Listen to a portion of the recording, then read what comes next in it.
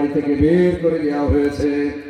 এবং তৃতীয় নম্বরে আমার আল্লাহ বলেন ফি সাবিলি, যারা আমার রাস্তায়, সাবিলি মানে হলো আমার রাস্তায় যারা টিকে থাকার জন্য বহু কষ্ট বহু নির্যাতন যারা সহ্য করেছে।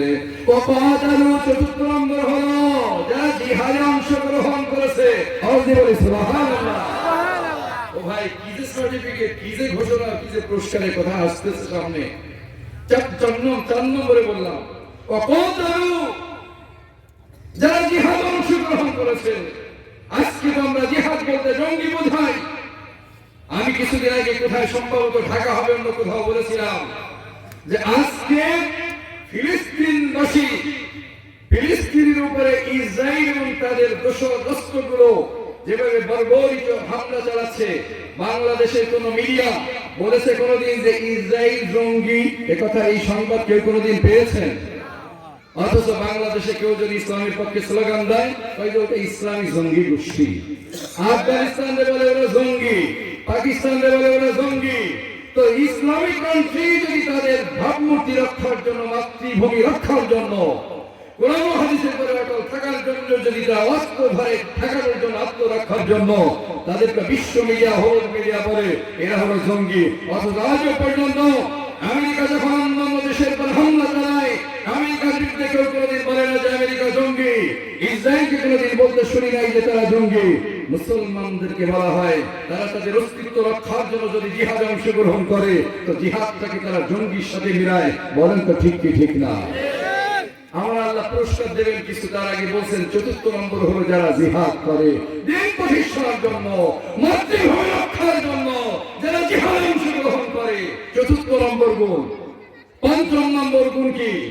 অকুতিলু, জিহাদ করতে করতে, লড়তে লড়তে, হয় জয় নয় ক্ষয়, ডু অর ডাই, হয় করলে মরো।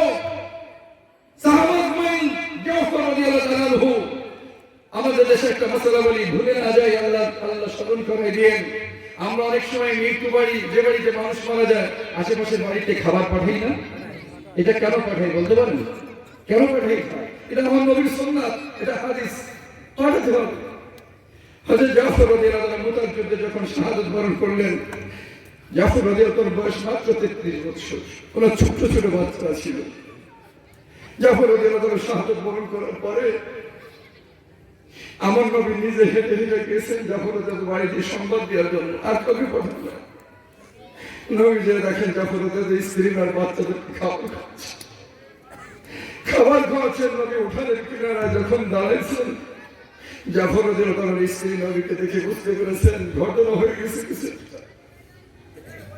আমার নবী বলেছেন সাহাবাজকে, জাফরের বাড়িতে শোক চলতেছে, তোমরা তার বাড়িতে খাবার পাঠাও।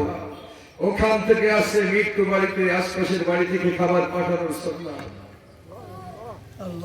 33 বছরের যুবক জাফর রাদিয়াল্লাহু আনহু।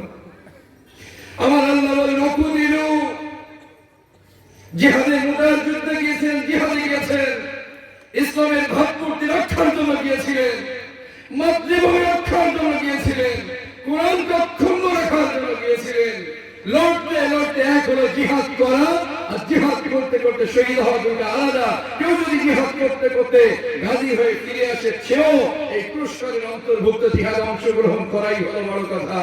আবার যদি শহীদ হয়ে যায়, সেটা হলো আলাদা মর্তবা। আমার আল্লাহ তাই বলেছেন জিহাদে অংশগ্রহণ করা অথবা জিহাদ করতে করতে শাহাদাত বরণ করা। আমার বাবাজিরা, আরেকটু সংক্ষেপে একটা কথা বলি।